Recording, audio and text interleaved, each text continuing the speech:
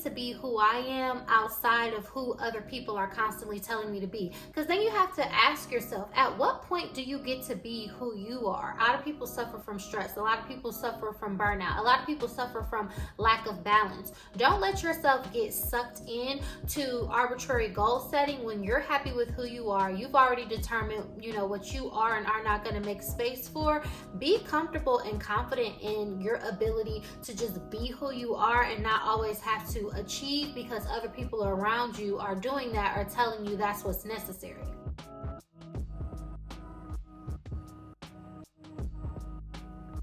Hey Pixies, welcome back to my channel. It's me, Kia, and I'm back with another video. Today's video, we're gonna talk about you don't always have to have goals. This video is gonna be quick, but this is something that I've been wanting to discuss and share for a while. I feel like in today's society, we're so pushed and driven towards having goals, setting goals. What's the best way to reach a goal? How to achieve a goal? How quickly can you get from point A to point B? And though that serves us at certain points in our lives, and it's good to be goal oriented and be able to achieve what it is that you set out to accomplish, quite frankly, we can get lost in the sauce and lose ourselves and lose sight of what our goals are for in the first place, which is to help us be the best version of ourselves, which is to help us live a happy and fulfilling life. A lot of times we set goals for the sake of goals, and you have to kind of bring yourself back to the center and understand and know, why am I making these goals? How are they making me a better person?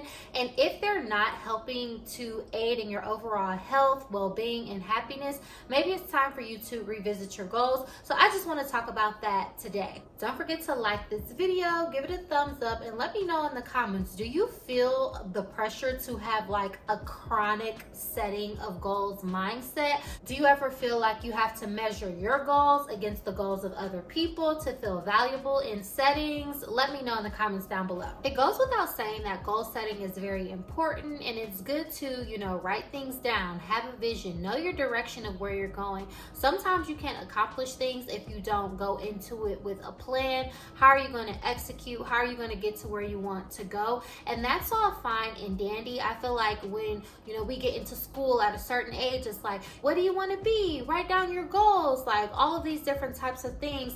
But there's a time and place for setting goals. And I do feel like in our culture today, the constant pressure to set goals can get a little bit claustrophobic feeling, and it can get a little bit excessive at times. I've talked a lot about my personal growth and development journey and how I took a year-long break off of social media to just be reflective and understand who I am, the kind of person that I wanted to be, and how I was going to make myself the best version of who I desired to be overall, and how that would make my life look. And so, of course, with that, some type of goal setting, some type of metric, some type of measurement system has to be in place. But sometimes I find that people use goals and set goals in place of knowing themselves and who they really are. You have to ask yourself, am I setting these goals for myself because it'll make me feel good about myself? Because ultimately, at the end of the day, that's what we're all aiming for. We should all be aiming to, feel good about ourselves, see ourselves in the best light, and then that way it can translate to our interactions with other people. Now, if that's the reason you're setting your goals, great, perfect. But sometimes we use goals as a way to run away from ourselves, to not be intimate with ourselves, to always have something on our plate, occupying our time, busying ourselves, because a lot of times we're taught that we have to be productive. We always have to be contributing. Oh, what's your next big thing? What are you up to next? There's this constant, feeding you the idea that if you're not busy, if you're not doing something, if you don't have a next best thing in mind, then you might not be that valuable, and that's just not the case. Sometimes it can be hard for us to put ourselves first and say, oh, this is what I actually want. What I want matters. This is, what's important and valuable to me. And take that step back from saying, this is what's valued by society as a whole. Great. Of course you want to be, well integrated, respected, and highly esteemed, but that esteem from yourself is the most important thing. We hear all the time about how, people work late hours, they, try to move up in their career, try to get promotions, all of these things, and they sacrifice their mental health or their physical health or certain relationships that they have or they want to build. And then it creates some type of gap in another area of their life. Instead of taking a holistic review to say, how do my goals overall align with the type of person that I want to be and how I want to feel, instead of just, am I setting goals so that I can make sure that I'm properly perceived by others and, living up to the metrics and standards set by society? That's something that I feel like we have to be a little bit more introspective about when it comes to goal setting, and making sure we're not setting goals just for the sake of having goals. And I understand, as a person who's been a high achiever my entire life, right now I can honestly say I don't really have any goals. And a caveat to that is that I don't have any very extrinsic goals, but more so like personal internal goals, and I'll get to that. But I know that a lot of people who are high achievers, they're constantly looking at like what's expected and how do I meet it. I grew up getting good grades, being a part of leadership programs. I went to college, I graduated early, I graduated with honors, so I can get the concept of that high that you feel when you are achieving, when you are meeting the mark, and when you are looking as if you're reaching higher and achieving more in the eyes of others. It can feel good to check those goals off, but at the same time, it's like, setting goals for what? Like, if you're not ultimately happy, if you're not living your dream life, and you're doing this to look good in the eyes of your friends or your coworkers or your boss or your mom or your dad or whoever your friend group is, you have to understand that setting goals for just the sake of setting goals and just to say, hey, look at this other thing that I did, that contributes to burnout. That contributes to other areas of like discontentment, feelings of like lack of self-worth, because again, you shouldn't have to take every single moment of your time, every single moment of your life to busy yourself and feel like, I'm doing this, I'm doing that, that makes me valuable. You're valuable just because you're valuable. What's more is, it's really easy to lose yourself when you buy into the chronic goal setting culture. And if you haven't ever considered this, it could be something that you consider now. I know my audience, I tend to attract an older audience. I know people have like a lot of younger people watching them, and this could benefit anybody, but my largest audience segments are from 18 to 24, then 24 to like 45 years old. So this is something that all age groups can relate to, because I know that once we grow up and say we exit high school, it's all about going to school, being told what to do, how to do it. You got to get to the next grade and the next grade and the next grade, years and years and years. Then you get to college and it's like the same thing, but it kind of feels like it's a little bit turned up. You're grown, but you don't really know a lot of stuff. You're on your own and you're trying to find out who you want to be, that personal development. And in college, for whatever reason, because it costs so much money and everything, the stakes just feel higher, and it's like, oh my gosh, this is who I'm gonna be. Like, I have to pass these classes so that I can become a lawyer, or so that I can become an engineer, or if I don't, this means that. So being mindful of your goals at this age is really, really important, because I know for me as a child, I love to read, and I was always like teaching myself something, like whether it was learning a new recipe that I could cook, something that I could bake, new craft, or an activity. I was always very self-directed, inquisitive, and was always able to just pick something up and do what I wanted to do.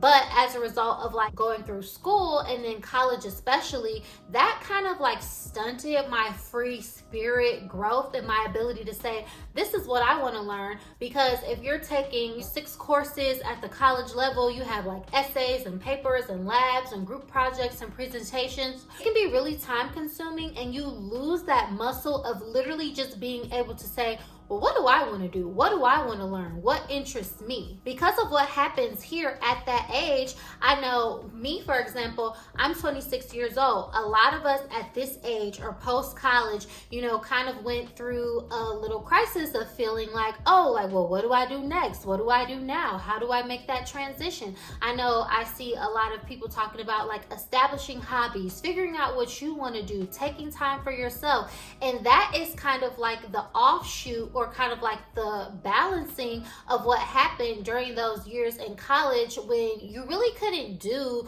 what you wanted to do per se, or that's not what was presented to most of us. That's not what most of us were taught. So that is not what we really prioritize into saying, okay, yes, this is school, but this is also me. So if you're at the age where you are in college and you're hearing this, I would say make sure you leave room for personal goals. Make sure you leave room for self-exploration and saying, like, this is who I am outside of my schoolwork, outside of college, outside of, these school-related activities, so that you keep a sense of yourself in defining who you actually are and not defining yourself by what it is that you're doing and what your degree is and what your career is. What's on the other side of the constant need to achieve and goal setting is this breaking away and realizing that, hey, I'm not who my boss says that I am, or hey, I'm not just this degree, or I'm not just this job. And so the people who have, been through school or been through the workforce or whatever the case is, there's like this big movement of like, hey, I need to be who I am outside of who other people are constantly telling me to be. Because then you have to ask yourself, at what point do you get to be who you are outside of the requirements that were established for you, the goals that you were meant to achieve, the benchmarks that, were to determine whether or not you were a successful person? What is success actually, and what does that look like for you?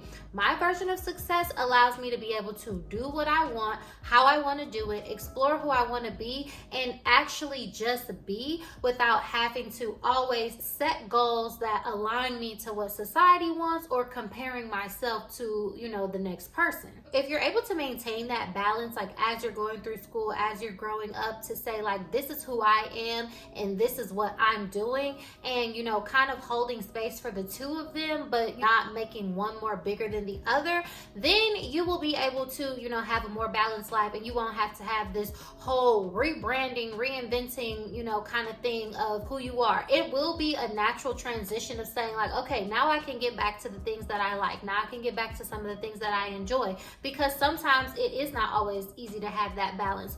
But if you're on the other side and you've experienced it like I have, then it's time for you to reclaim who you are. It's time for you to reclaim your time for yourself. You don't always have to cram so many things, so many goals, so many achievements in such a short frame of time, because the days in our lives are happening right now. They're happening every day. Cliche as it sounds, you only have the opportunity to experience and impact the present where you are. So being present is very, very important. As y'all know, last year in the fourth quarter was really big for me. I launched a business, I work full time, and right now I'm working on scaling and growing my business, just learning the ins and outs of that and taking my time. Shop October song for your self-care needs. I know you need a little candle to set the mood, girl, because you need to relax. Stop setting goals and relax, okay?